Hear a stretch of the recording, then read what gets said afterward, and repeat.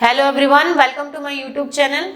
आज हम लोग एक इम्पॉर्टेंट टॉपिक के बारे में बात करेंगे, एक्टोपिक प्रेगनेंसी। प्रेगनेंसी तो सबने सुना होगा, लेकिन एक्टोपिक प्रेगनेंसी एक ऐसा कंडीशन है जो नॉर्मल प्रेगनेंसी से जस्ट अपोजिट है और बहुत ही एक प्रकार से हॉरेबल सिचुएशन है। हॉरेबल सिचुएशन मतलब अगर आपका नॉर्मल प्रेगनेंसी बच्चेदानी में यूट्रस में होता है, that means you are pregnant और आप अच्छे से उसको कंसीव करके डिलीवर कर सकते हो। लेकिन अगर आपका बच्चेदानी से बाहर आपकी प्रेगनेंसी ठहरती है, अंडाशय में, आपके फैलोपियन ट्यूब में, आपके वेजाइना में, आपके बेली में, पेट में, एब्डोमेन में, तो वो ही एक प्रकार से खतरनाक सिचुएशन है महिलाओं के लिए और बहुत ही डेंजर कंडीशन है। तो आज इसी टॉपिक में बात करने वाले हैं, एक्टोपिक प्रेगनेंसी क्या होता है, कैसे होता है, उसके लक्षण और क्या कारण है एक्टोपिक प्रेगनेंसी होने के।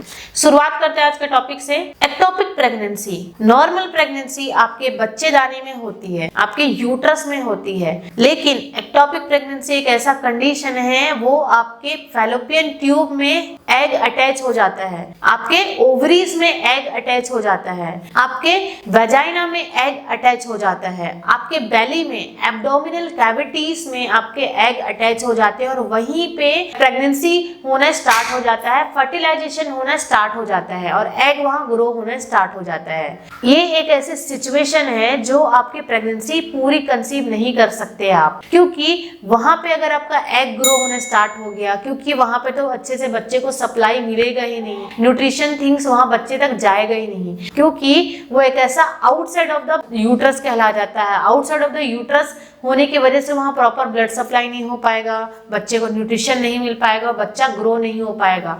मोस्ट प्रोबेबली 1 मंथ या 2 मंथ ही वहां पे एग सर्वाइव हो पाता है, उसके बाद वो वहां से डिस्ट्रॉय हो जाता है या ब्रस्ट आउट हो जाता है, जो एक बहुत ज्यादा डेंजर कंडीशन है। तो हमारी जो महिलाएं हैं उनको पता होना चाहिए कि एक्टोपिक प्रेगनेंसी के लक्षण क्या है। तो सबसे पहले लक्षण है, अर्ली सिम्टम्स बता रही हूँ। सबसे शुरुआती लक्षण है आपके एक्टोपिक प्रेगनेंसी के, अपसेट स्टमक। आपका जो स्टमक है हमेशा अपसेट रहेगा, आपको बीच बीच में कहीं ना कहीं आपके स्टमक में पेन होते रहेगा और शार्प बेली पेन होगा, मतलब आपके जो पेट है, एब्डोमेन है, उसके नीचे की तरफ शार्प ऐसा लगेगा कुछ चुभ रहा है, चुभने जैसा पेन होगा, एनी टाइम वो पेन बना रहेगा। नोजिया होगा, वॉमिटिंग होगा, जो महिलाएं हैं उनको वॉमिटिंग ज्यादा मात्रा में होगी, नोजिएटेड फील करेंगी एनी टाइम। पेन हमेशा एक साइड होगा, किसी भी साइड में, चाहे दायां साइड हो चाहे बायां साइड हो। उसके बाद ये जो पेन है अल्टीमेटली रेडिएट करेगा आपकी शोल्डर में, उसके बाद नेक में भी पेन होगा, प्लस साथ में आपके मल त्याग जहाँ करते हैं वो मल त्याग करने वाले द्वार में भी आपको पेन होगा। हमेशा थकान, हमेशा थका हुआ फील करोगे, डिजीनेस, फटीग इस तरीके से फील करोगे। ये है आपके अर्ली सिम्टम्स, शुरुआती लक्षण। अगर आपने इसको ध्यान नहीं दिया, आपने सोनोग्राफी में फाइंड आउट नहीं करवाया, तो आगे जाके ये अर्ली और इमरजेंसी कॉम्प्लिकेशन क्रिएट कर सकता है। इमरजेंसी सिचुएशन में आपको अचानक ब्लीडिंग होगा, बहुत ज्यादा ब्लीडिंग होना स्टार्ट हो जाएगा और इतना ज्यादा डल पेन होगा कि आपको ठीक नहीं लगेगा बिल्कुल भी। एनी टाइम आपको पेन होते रहेगा, पेन कंटिन्यू पेन होगा, आप गिर जाओगे चक्कर खा के, फेंटिंग होगा, अचानक आपको चक्कर आ जाएगा, क्योंकि ये अचानक ब्रस्ट आउट होता है, मतलब अचानक वो रप्चर हो जाता है। फैलोपियन ट्यूब हो, आपका ओवरीज हो, चाहे आपका एम्प्यूला हो, जहां भी आपकी एक्टोपिक प्रेगनेंसी ठहरी हुई है वो अचानक ब्रस्ट आउट हो जाता है, रप्चर हो जाता है, जिसकी वजह से महिलाओं को अचानक ब्लीडिंग होना स्टार्ट हो जाता है। अब इसके कुछ कारण हैं। ऐसा रिसर्च में पाया गया है कि जो महिलाएं ज्यादा मात्रा में सिगरेट का स्मोकिंग करती हैं उनको एक्टोपिक प्रेगनेंसी होने की सबसे ज्यादा संभावना होती है। दूसरा है, जो महिलाएं 35 इयर्स ऑफ एज से ज्यादा हैं उनको भी एक्टोपिक प्रेगनेंसी होने की चांस है, क्योंकि कई जो महिलाएं वो 30 के बाद अपना पहला बच्चा लेती हैं, तो ओवर एज होने के बाद वो हाई रिस्क प्रेगनेंसी में आ जाता है, तो उनको बचना चाहिए।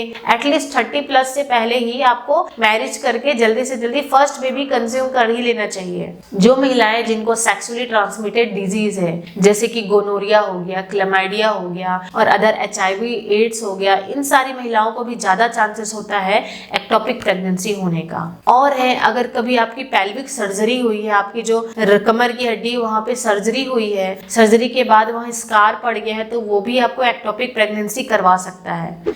नेक्स्ट है, अगर आपको पहले से ही एक्टोपिक प्रेगनेंसी का केस है, मतलब पहला बच्चे में भी आपको एक्टोपिक प्रेगनेंसी थी, प्रीवियस हिस्ट्री है आपको एक्टोपिक प्रेगनेंसी होने का, तो भी आपको दूसरी बार भी एक्टोपिक प्रेगनेंसी हो सकता है। और लास्ट है आपका IVF, जिन लोग करवाते हैं इन विट्रो फर्टिलाइजेशन, मतलब जो बाहर से एग और स्पर्म का इंट्रोड्यूस करवाते हैं अंदर में, उनको भी एक्टोपिक प्रेगनेंसी होने का चांस है, क्योंकि जो नेचुरल प्रेगनेंसी होती है वो नेचुरल तरीके से ही होती है, बट अगर हम आर्टिफिशियली प्रेगनेंसी इंड्यूस करवाते हैं वो रिस्क होता है एक्टोपिक प्रेगनेंसी कॉज कराने का।